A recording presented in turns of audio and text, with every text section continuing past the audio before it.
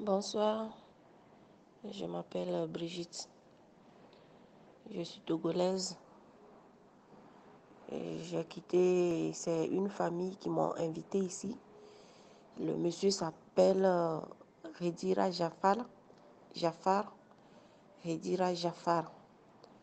La femme s'appelle Rela Omeran. Et avant d'arriver ici, il y a mon passeport qui allait permettre le 2019, le 25 novembre. Donc, je les ai dit que je vais aller au Togo pour aller renouveler mon passeport avant de venir. Ils m'ont dit non, de venir ici, qu'il y a l'ambassade du Togo ici. Je les ai dit ok, j'ai compris. Et j'ai travaillé au Niger, j'ai fait 1 an et demi là-bas. Donc, j'avais un peu d'économie sur moi, 300 000. Donc, je suis venue ici avec l'argent. J'ai commencé à travailler. Je travaille, je me lève 6 heures. Parfois, je me couche 22 heures, 23 heures. Parfois, minuit, 1 heure. Si le week-end, la femme est sortie, je me couche à 3 heures du matin. Parce qu'elle sort avec sa soeur. Elles vont en boîte. Sa soeur vient laisser ses 2 enfants chez nous. Donc, c'est ça fait que je ne dors pas vite. Je fais le ménage, je fais la vaisselle, je fais tout dans la maison. Je fais tout, absolument tout. Jusqu'à les caleçons de la femme, je les lave. Elle enlève le couche avec vania rempli de sang déposé dans la douche. Je viens, je ramasse. À un moment donné, lui et son mari, ils ont commencé à discuter. Parce qu'avant de venir ici, on m'a dit que mon salaire, c'est 500 dinars.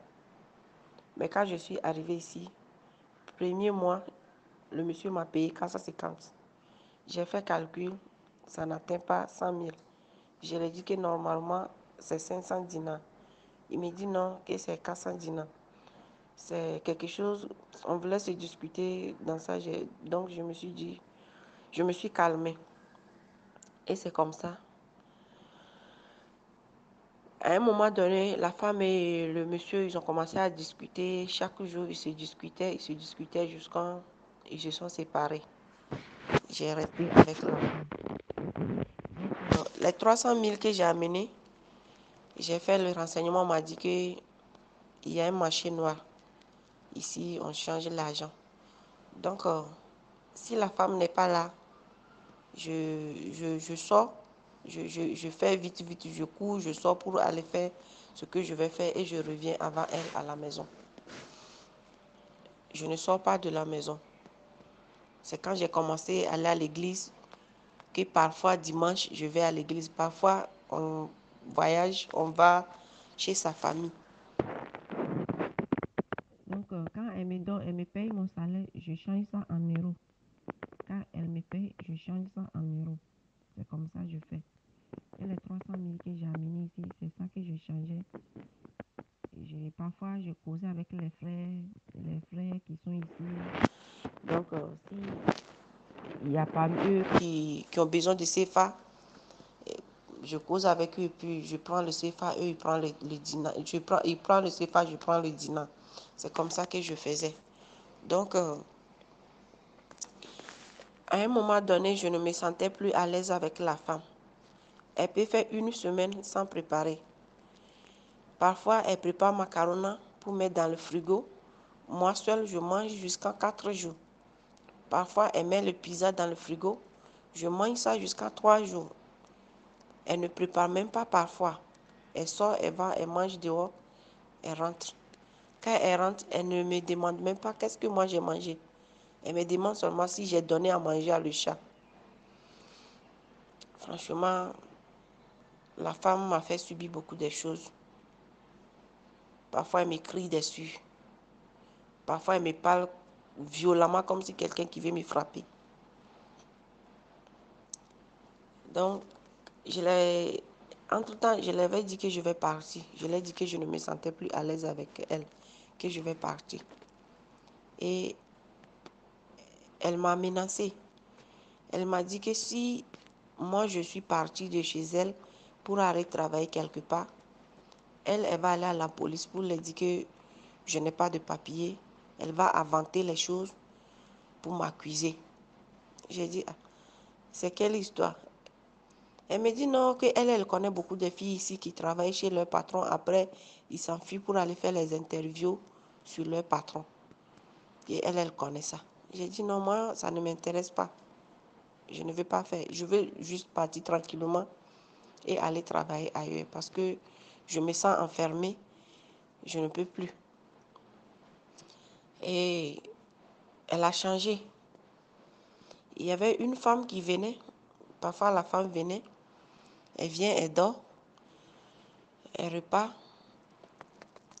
La semaine passée, je l'ai dit que je veux le passeport. Parce qu'on m'a dit que la France l'ambassade de France peut faire mon passeport. Elle m'a dit ok, qu'elle a compris. Donc, elle est partie au week-end avec sa fille à Mohamed. Elle m'a laissé avec la femme à la maison. Donc, le samedi nuit là, j'avais faim, il n'y avait rien à manger. Même la femme qu'elle a laissée avec moi à manger, elle a laissé avec moi à la maison. La femme là n'avait pas mangé. Elle a préparé 3 œufs pour manger. Moi, je suis sortie pour aller chercher sandwich. Je suis là, je mangeais, puis la fille m'a amené le téléphone. C'était elle qui est au téléphone. Elle a commencé à crier sur moi que hey, il faut allumer la télé pour la fille, il faut allumer la télé pour la fille. Qu'est-ce qui se passe? Et je lui ai demandé, oh, madame, pourquoi vous criez sur moi comme ça? La fille ne m'a pas demandé d'allumer la télé pour elle. Et c'est là on parlait, le téléphone s'est coupé, je suis partie allumer la télé. Le dimanche, quand elle est rentrée vers 23h. Et lundi, elle me demande, pourquoi tu m'as raccroché au nez? Je lui ai dit, je ne t'ai pas raccroché au nez. C'est le téléphone même qui est coupé. Elle me dit, ok, et elle a secoué la tête. Et elle est partie. En partant, elle a ramassé toutes les clés. Elle a enlevé le wifi au salon pour mettre dans sa chambre. Et elle est sortie. Elle a fermé la porte. Je voulais descendre pour jeter la poubelle. Et je ne vois pas les clés. Et je lui ai envoyé un message. Elle dit, madame, s'il vous plaît, pourquoi vous avez fermé la porte sur moi? Ok, si vous ne voulez plus de moi chez vous, venez me donner mon passeport, je vais partir. Elle m'a retourné le message. Elle m'a dit, j'amène ma fille à l'école. Après, je rentre, je vous donne votre passeport. En rentrant, elle a amené les policiers à la maison. Je suis là, les policiers sont arrivés. Et ils me demandent, c'est toi Brigitte? J'ai dit oui. Que suivez-nous au poste de police? J'ai dit, ah, qu'est-ce que j'ai fait? Il me dit, non, tu travailles ici, tu n'as pas de papier. Tu travailles, tu n'as pas de papier. Tu es ici illégal. Tu n'as pas de papier. Je les ai suivis. Je les ai suivis. Matin, là, j'ai ramassé tous mes vêtements qui sont dans le placard. Je les ai versés par terre. Tous les vêtements que j'ai versés, tout par terre. Donc, je les ai suivis. Elle m'a laissé là-bas. Après, elle est revenue. Elle a appelé sa soeur au téléphone. Sa soeur est venue et ils ont fouillé dans mes bagages. L'argent que j'ai travaillé pendant 1 an, j'ai déposé. Elle a pris l'argent là. Elle a pris l'argent. Il y a une fille aussi, son argent avec moi. Elle a pris tout l'argent. Elle a pris mes nécessaires, mes habits, mes pantalons, mes chaussures, mes sacs. Elle a pris tout ce que j'avais acheté pour envoyer ma famille. Elle a pris tout. Et après, elle m'accuse que moi, j'ai volé ses vêtements, j'ai volé ses bijoux, j'ai volé son argent.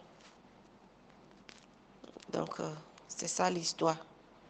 Et en ce moment, lundi, là, on était à la poste de police, 9h jusqu'à 17h. Et on m'a pris là-bas. On m'a amené au niveau de commissariat éducation tunisienne. On m'a amené là-bas. Ces deux-là, on m'a amené dans un centre. Et centre là, c'est au niveau de Mohamed Ali. Mohamed Ali. Mohamed Ali, Tunisie. Donc c'est là-bas que je suis actuellement. Donc c'est un peu ça. J'ai discuté avec le directeur qui est ici aujourd'hui.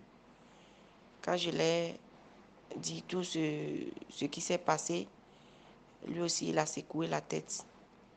Et il m'a dit que non, que ici je suis en sécurité, que la femme ne peut pas mettre le pied ici, que de me patienter et ils vont voir que la situation se calme, qu'il y avait beaucoup de filles qui ont passé cette preuve, ils ont passé, eux aussi ils ont eu la situation comme moi ici, ils ont resté ici, après quelques jours, ils sont là, ils travaillent en Tunisie. Donc de ne pas m'inquiéter qu'il n'y a pas affaire de rapatrier ou bien un truc comme ça. Donc c'est un peu ça mon histoire.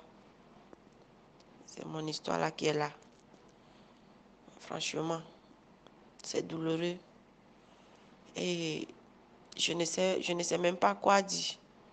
Le jeune qui m'a mis en contact avec le monsieur, franchement, quand il a attendu ça hier, lui aussi, il a commencé à menacer le monsieur. Il dit que c'est lui qu'on connaît, on ne connaît pas la femme. Parce que c'est lui que lui connaît. Franchement, c'est dur. C'est dur qu'on on m'accuse de ce que je n'ai pas fait. Franchement, c'est dur. J'ai laissé mes enfants au pays. Et je les ai dit que je viens pour chercher de l'argent. C'est dur. C'est dur. Vraiment.